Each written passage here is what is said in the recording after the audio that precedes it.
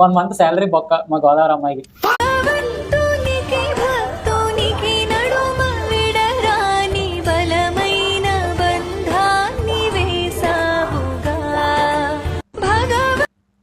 Bro full girls with this course.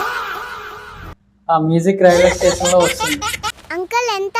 200 రూపాయలు. ఇదిగో తీసుకో. 100 రూపాయలే ఇచ్చావేంటి? నువ్వు కూడా ఆటోలో వచ్చావు కదా. ఈ ఆటో నాదే కదా. అయితే 10 కిలోమీటర్లు రావాలంటే నేను ఆటో కొనుక్కోవాలేంటి? టికెట్స్ బుక్ చేసుకున్నావా లేదా బుక్ చేయమంటావా?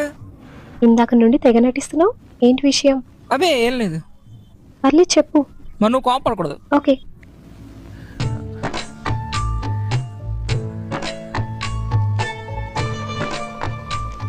ఏంటిది? మీ సైడ్ దొరికే స్వీట్స్ లిస్ట్. ఆ? అదే లాస్ట్ టైం నువ్వు ఊరి నుంచి వచ్చినప్పుడు తెచ్చావు కదా ఇవన్నీ. ఇక్కడ ట్రై చేసినా టేస్ట్ రావట్లేదు, నువ్వు తెస్తావని. ఆత్రేపురం పూతరేకులా? కొమ్మ తీసి మీ ఊర్లో తెచ్చేసేమో, ఆత్రేపురం వెళ్ళి తీసుకురా మర్చిపోకే. కాకినాడ కాజా 2 కేజీలు. అంటే నాకు కేజీ సరిపోతాయి, కాకపోతే ఇంట్లో వాళ్ళు కూడా తింటా అన్నారు, సో వాళ్ళ కోసమని. పెద్దాపురం పాలకోవానా?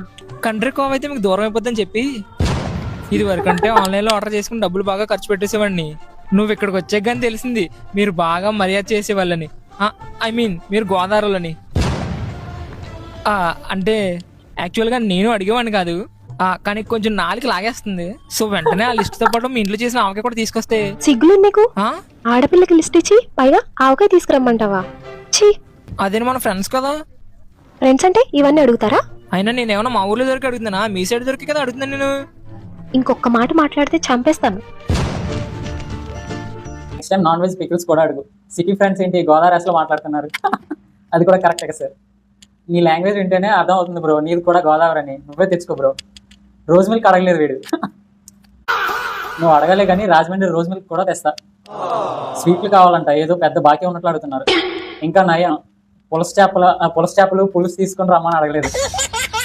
సిటీలో కూడా గోదావరి వేసారా చారి, అక్కడ కూడా మండలం అంటావా?